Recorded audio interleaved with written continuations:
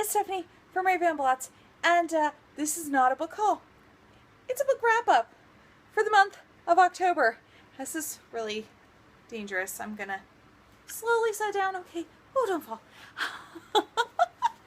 Okay, so for the month of October, I read a grand total of 21 books. Yeah. I think I kind of might have become slightly hermitish. I don't know. I don't know how I read that many, and like 3 of them were huge books, so I don't know how I actually did this, but it was really cool.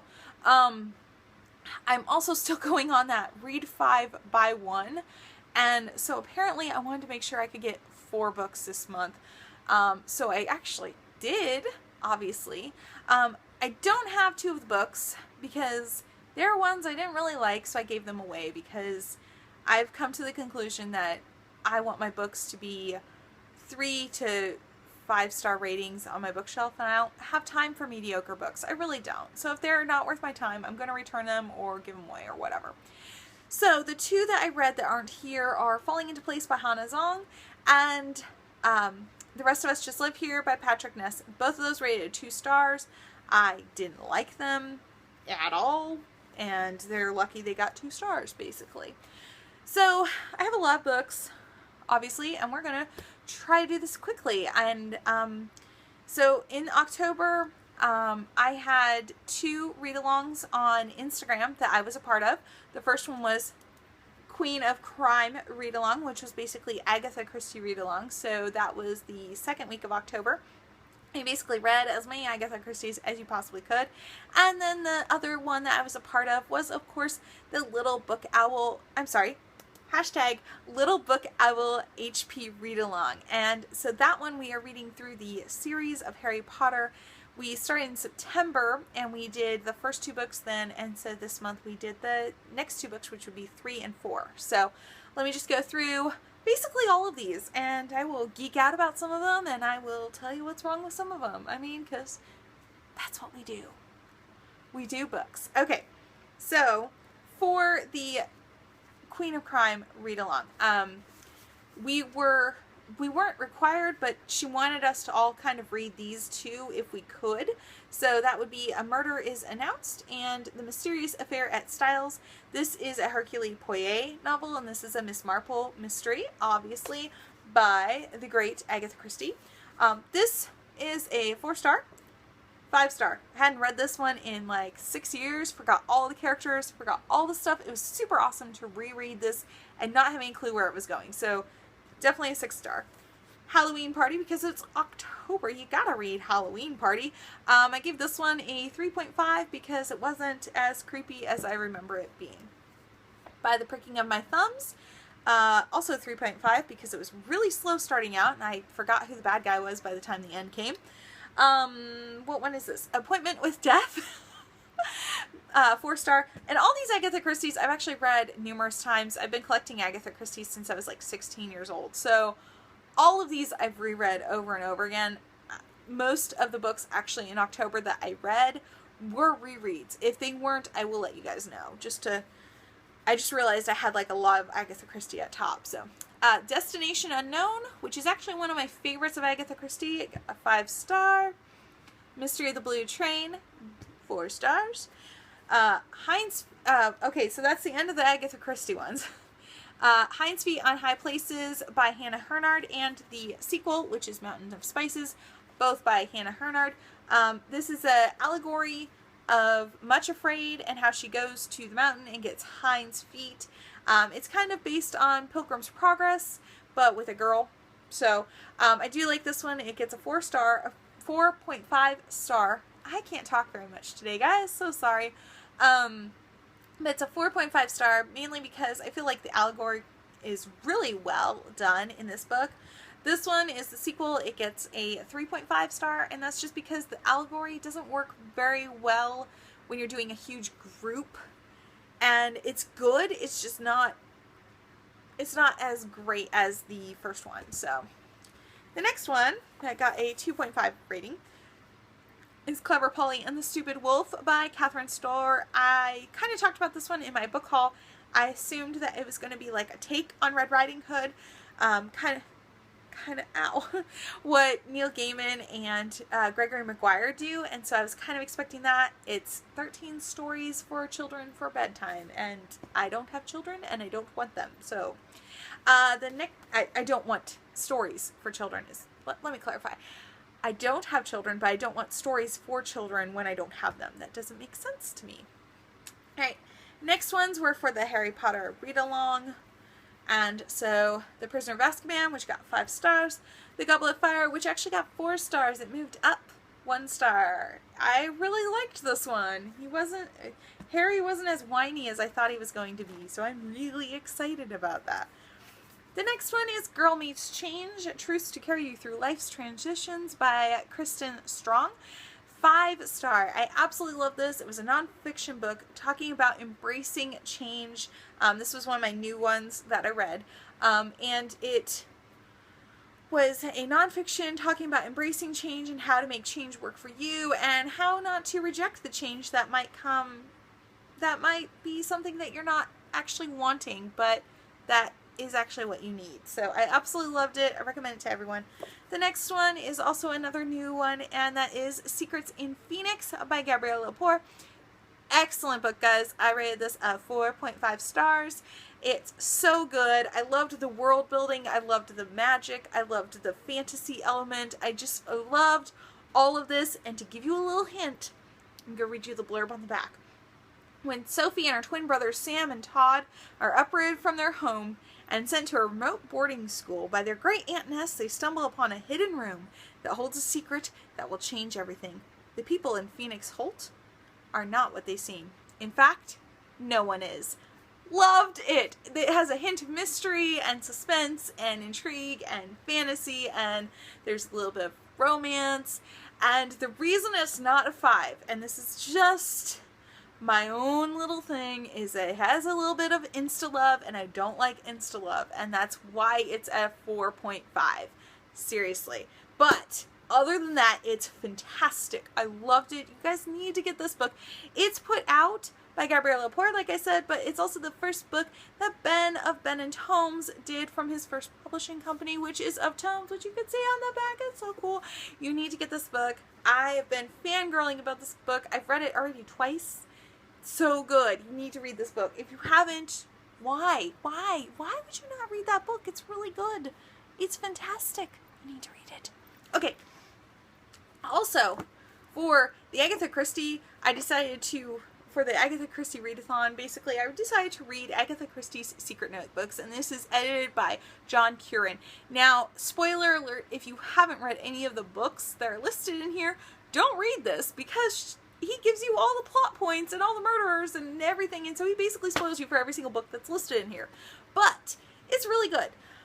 I thought it was going to be more biography sort of thing, like talking about how Agatha Christie came to write and how she got her ideas, and what it really was more of a collection of her notebooks. Let's see if I can find a page. Oh, I just saw one. So really it was more like notebooks, and he like kind of translated them on the other side and stuff. So it was interesting, but wasn't what I was expecting, so I gave it a 3.5. The next one is His Word in My Heart by Janet Pope, and this is a nonfiction talking about how to memorize large portions of scripture and put them into your heart. And I really wanted to read this. I actually pulled it out of my TBR jar because I've read it before, but it had been a while, so I was really excited to read this again. It got a 5 star. Next is The Amazing Flying Book of First and Then by Emma Mills. This got a 4 star. It was a very cute story. It's basically Pride and Prejudice meets Friday Night Lights is how it's portrayed. The things I didn't like in this were actually the main character.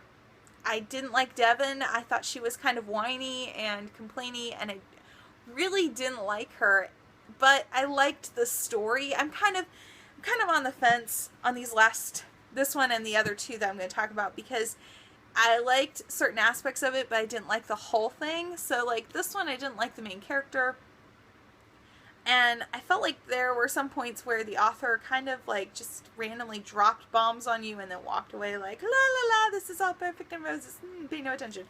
I did like the fact that she incorporated a lot of Austen into this, so you had a lot of little Austenite touches, which was always fun. And then I also liked the fact that Ezra, who is the main character, the main guy character in this, was legitimately a decent guy. Like, he kind of came across weird, but he was legitimately a decent guy. I really did like him. But yeah, like I said, I didn't really care for Devin, but I liked the story. So it is a 4-star for me. I mean, why not? The next one is Rebel Mechanics by Shauna Swenson, and this was also a 4-star. I really enjoyed this book, but I felt like a lot of the world building was missing. Basically, we have a world where magic is still real. The British colonies are the only ones who have magic, and so therefore they've stopped the American Revolution from happening. So you have this alternate dimension sort of thing going on, but the problem is that I didn't get enough magic and I didn't get enough history. I felt like it could have been a contemporary novel, and it was just kind of a little of a letdown, although I did find out that this is the first in a series, so maybe the second one will go a little more into the world building and the magic and the like machinery, which is what I really wanted. But on a whole, I really did enjoy this book. It was a quick read. I think it only clocked in at like barely 300 pages. So yeah, it was a really quick read. And I definitely will actually read the sequel when it comes out, because I'm kind of interested to see how it goes. Provided the sequel doesn't take like 6 years to come out, because then I'll be like, yeah, I'm not reading it. And the last book that I read for the month is Illuminae by Amy Kaufman and Jay Kristoff. There's a lot I could say about Illuminae. And then a lot of people would kill me because I would spoil them. So let's talk about the size. It's huge. It has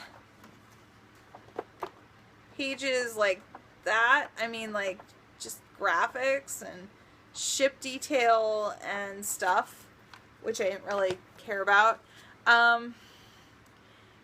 This one got a 4, and it's a weird 4 because I'm still not sure how I feel about this. I got it a week ago and I read it the first day, and I'm still just not sure how I feel about this book, because it's interesting. Okay, it's told in series of IMs and emails and found documents and found footage. It's a dystopian novel, and you have two people who recently broke up who are trying to survive the world ending, basically.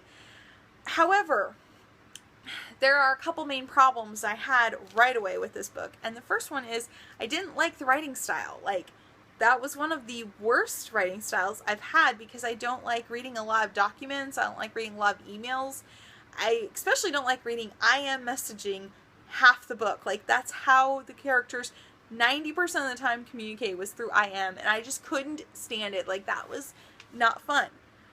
And I also didn't like the fact that because you're told, I'm going to try to hold this thing without killing me because it's huge, because you're told of the point of view from all these documents, you're really not getting the actual character's thoughts.